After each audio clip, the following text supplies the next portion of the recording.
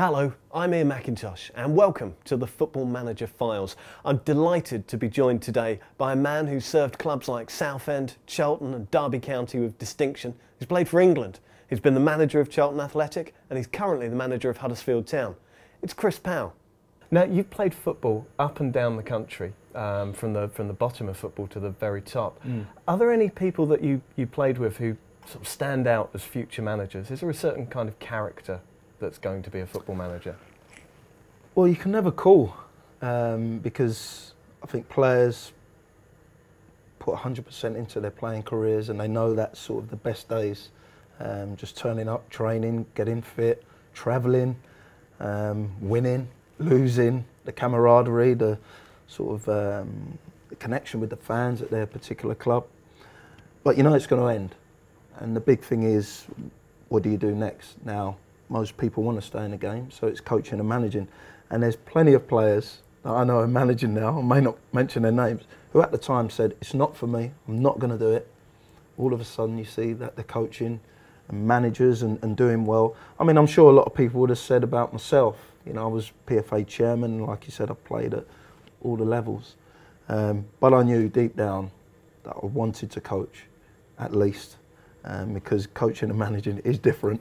But I found myself managing and I looked at an opportunity that was there for me. I decided to take it, and it's the game I love. I played for 24 years, you know, a real long time, and I just felt that I wanted to give something back. I wanted to give my experience back to younger players and to become a manager, and you know, I've done it. So I couldn't really say to you a particular player, but what I would say is there's lots of players who find themselves ready to take that next step. Naturally, the next step is to coach or manage. Do you find yourself towards the end of your career kind of paying more attention to your managers, trying to think about their motivation for the way they were doing things? Well, you was trying to say I wasn't listening to him before. No, I think you do. I think you naturally think, right, if I'm in that position, would I do that? And also, you're actually gaining knowledge for your next step, good or bad. And I've certainly done that. And really what happened with me was my last year as a player, I won Division 1 at Leicester, and I was going to retire at 38, a long time. And Nigel Pearson said, listen, I'd like you to stay on as a player coach. You're going to get coaches' money, not players. And but I've seen what you've been doing with the players. I've seen how you've sort of behaved and how disciplined you've been. Why don't you lend that back to the younger players? And basically, he was giving me my next step as a coach, as a manager. And I found that as sort of really great for me. And then I noticed how you motivate, how you lead, how you get your tactics right or wrong, and what you do next time.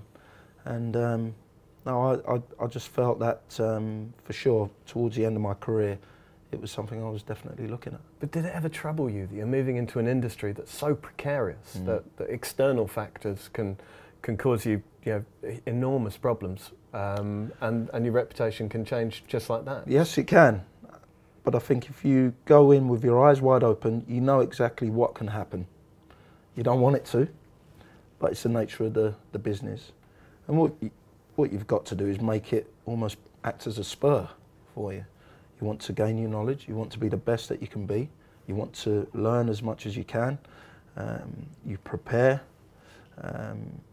you review afterwards, you manage yourself, you manage your body, you manage your staff. There's a lot going into it, but you know it's going to happen. You know it's going to be like that. Now, some people go in and recognise it's very, very tough and come out and never do it again. I always hear managers saying it's like a drug, that once you're in it, you want to go back for more, even though you know what can happen. But I personally feel you go into it, you give it as much as you can. You lead from the front. You learn about yourself. You learn about personalities, dealing with them, managing up, managing the fans, managing players. There's so much in it. but you have to almost say, bring it on. You know, this is my role. This is what I want to do, and that's where I'm at. And I would always say to aspiring coaches and managers, it's tougher than you think, but actually, if you're ready for that, if you're ready to deal with, and you've got to remember, when you lose, people look at you, and that's fine, but you've got to carry yourself correctly. You've got to have that inner drive to say, okay, that's fine, I'll lead again. And when it's tough, you lead again. And of course, you may seek solace in people in the game, people that have been around for a long time. I've done that. And there's no shame in doing that because they've all been through it before. But what you've got to do is find your own way, learn quickly, learn on the job, read, speak to people. There's no harm in doing that. I think it's vital that when you do go through the tough times, that you speak to people that have been through it as well. Well, you've worked under people who really have been through it, and no two more disparate men can there be than Nigel Pearson and Sven-Göran Eriksson. Yeah. What kind of advice did they give you? What did you learn from them? Well, Nigel was very, I mean, I played under him initially when I went to Leicester. And we had our focus, and his focus from day one was on bringing the team back up. And basically, nothing was going to stop us. And you sense that straight away. He set the bar. It was, this is where we're at, and you're all going to come with me. And it was like that from as soon as I walked through the door, and they had a couple of games, but I sensed it straight away. I'd done that when I went into my first job. I went in halfway through the season, so it was a little bit tough, and I had to recognise what was going on at Charlton at that time. But then that summer, I basically done what he'd done. I said, this is what we need to do. This is where I am, and you're all coming with me, and that's it. And I had an opportunity to reshape the squad. Not many managers do, depending on your circumstances, but that's what I done when I went there. And it worked, and we carried that on. Here at Huddersfield has been slightly different. And that's what you have to do as well. You have to take each club on its own merits. You have to recognise where the faults are, how you can rectify them, whether it's short term or whether it's going to be something that you can rectify over the long term. But Nigel, straight away, when he was at Leicester, that was what he'd done, and he carried that on. Sven came in, and it was different again. And Sven knew it was new owners, so it was slightly different, the sort of remit. And obviously what Sven brought was knowledge and sort of what he's done in the game, England and Italy and Portugal. So it was slightly different, but again, their messages were basically the same. When you take over a club, what's the first thing that you do? You know, as you walk in through the doors, what's the first thing you do? Call a meeting of the staff, of the players, or do you just sit there for a moment and kind of gather your thoughts? Well, you do a bit of that, of course, but you have to go in, obviously make yourself known to everyone. And what I've always done, I've gone to the training ground, I've gone to the ground as well, just shook everyone's hands. And of course, you need to get to know the names as quick as you can. Of course, you're there because something may have happened on the field. So you've got to get to know your players straight away, you have to. And speak to staff, get a feel of the mood, how they are, get a feel of the mood of the town or city, wherever you're playing, wherever you're managing. And you have to do that pretty quickly. Observation then is key, whether that's watching DVDs, but without a doubt it's the training. Get to know them, get to know the younger players, but it's about that group first, and sort of try to rectify any problems that have arisen previously. Then you go from there. And then you have to look at, and one of my traits, I like players, I like to get to know them, I like to get to know what's happening with them, not on the field but off. You know, if they've got children, if they're married, if they're not married, just to get to know them, because you have to know how to manage them as a group, but individually as well. You know, that's key, because you need to know what makes them tick if you can. But of course, time's against you, because normally, if you come in during the season, you've got games coming up. If it's the end of season, if it's the summer, you may have a chance to get to know them, pre-season, going away. But during the season, you have to get to know them straight away. You have to get the mood of the place. Is that still the most important thing? Because now you have analytics and nutrition and conditioning and all of that stuff. But is it still basically a job of management, walking into a room full of people and telling them what to do? 100%. You know, if anyone tells me any different, I'd like to know, because they are you when they go out on the pitch. So you have to earn their trust. Respect is both ways, and they'll have trust is both ways as well. But there is that. Of course, the analysts and the statistics and all that is encompassing in that. But no doubt, man management and looking a player in the eye, shaking his hand, inspiring him and motivating him to do as best he can, that's huge. Influencing and motivating a group is huge. And you can have all the stats, and they're important, but no doubt the most important stat is the one after your name at the end of the game. You know, and that is down to 11 players, 18 players, going out there, using 3 from those 7, getting you a result. And it's not easy, because the manager in the other box is trying to do exactly the same as you, and the players on the pitch are trying to do it exactly the same. So you have to read signs of your own players, of the opposition. You have to act. I mean, it's a big job, you know, and then you have to sort of review that, but then, you know, you have to prepare for the next game, and then you're thinking about players constantly. Who do I bring in? Do I bring a younger player into the group? When do you do that? You know, people always say senior players, you don't have to worry about them. Sometimes they need more than the younger ones, because I think people sometimes assume they're fine. But you still have to tell them they're doing well. They still want to know that. So you're managing all sorts of different people in one big melting pot, and you have to sort of get those players together as a unit week in, week out. Do you think that the players come first? Or is it a case of you know what kind of football you want to play, and then you find the players to fit it? Or do you find the players and then put them into a system?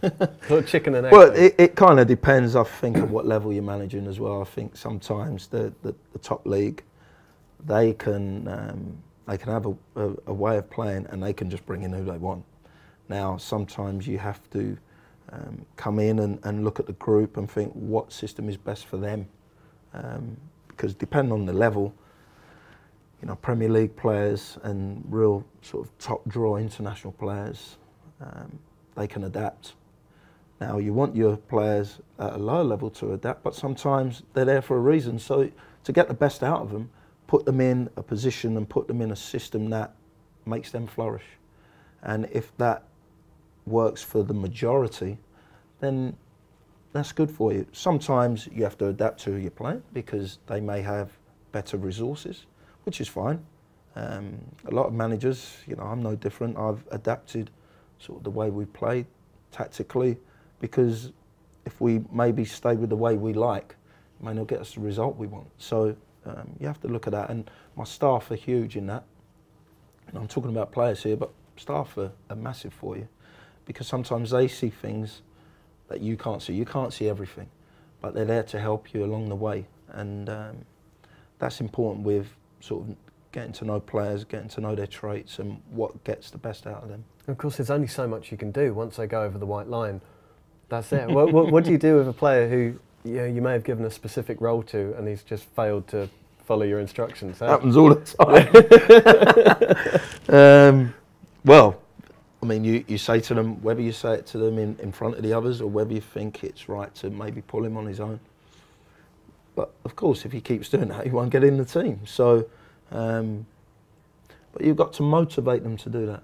You've got to let them see, actually, if you do that, the end result is this.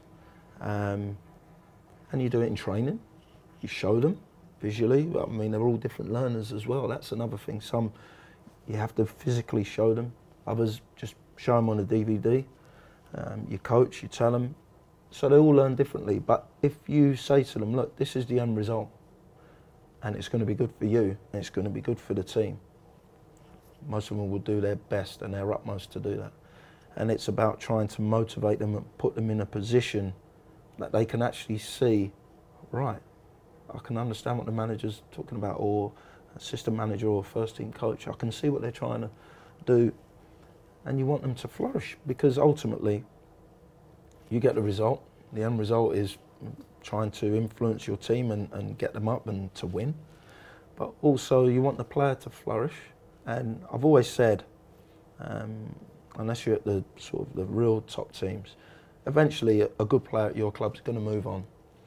And if he's done his job correctly for me and for the football club and for the fans, I'll be the first one to shake his hand and say, good luck. You know, you've gone on to a bigger and better club, no problem. You've done great for us, but move on to the next chapter in your career. Is it still as easy to motivate players now as it was, say, 15, 20 years ago? Or has the sort of makeup of a player changed now? I think essentially players are all the same. I think so. I think that the problem now, if it is a problem, in some ways it is, some ways it isn't, is that now the social media and the sort of the microscope on players is huge now. Players used to be able to play badly and then they'd go home and they knew they didn't play well, and their friends and their manager would tell them. It'd be in the local paper, it'd be in, well, that was it. On Monday they can say, right, that one's gone. But now there is a reaction immediately, straight after the game, with Twitter, with you name it, it's all there, the internet, it's all there. You know, you can go on your iPad, on your phone, there's comments, there's a report, everyone can get it all over the world. Is that, you know? Is that helpful for a player, or is it something to be avoided? Well, you can't stop technology, you can't stop the way of the world, no doubt. You cannot do that. And in some ways, technology has helped the game as well, because I can look at players from around the world now where maybe you couldn't. But no doubt now, I just always say to players, just be careful, just manage yourselves, do your best not to look at it. I know, you know, they want to feel good, they want to feel good about themselves. And I'm sure when we win games, they look at it. I always say to them, there's a balance, you know, because you'll get the pat on the back when it's gone well, but you won't when it doesn't. So I've always said to them, you know, keep level-headed. Enjoy the moments. Of course, I always say to the players, enjoy the win, whether it's for 2 days before we play another one. Enjoy it, but be careful, you know. And it's just how it is now, you know. It's that's how football is. It's worldwide. People want the coverage, whether it's Premier League, Championship, League One, League. They want it, and you know, the accessibility is there now, you know. So you can't stop that. But I just think you've just got to be very, very careful and just be very balanced in what you do. But if the scrutiny is great on them, what's it like for you as a manager? It must be even worse. People judging the way that you react to things in high pressure situations on the sidelines. It must be quite terrifying.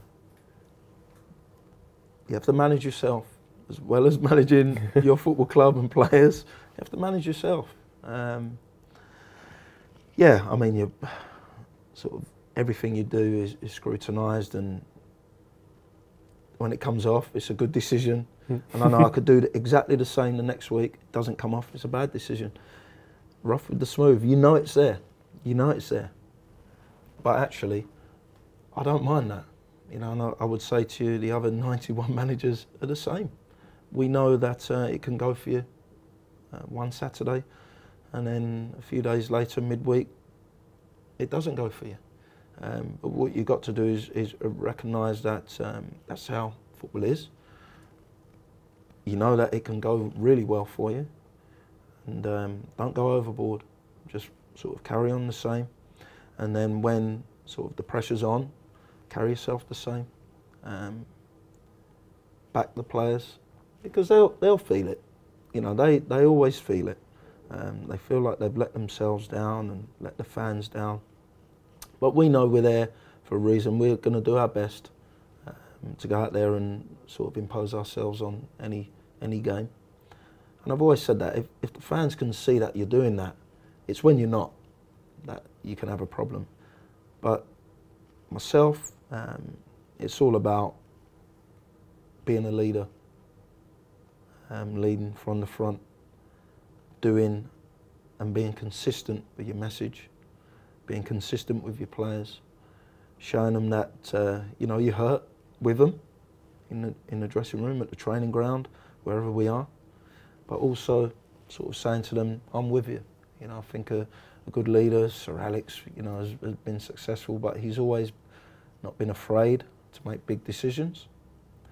Even if the crowd think it's not the right one, show conviction. You know, I think most managers and good managers and ones that have been successful have shown conviction when everything's going the other way, but they've shown conviction and it's come through. I think you get no better feeling as a manager. How do you switch off at the end of the week when the game's done? Is there any way of switching off? You try.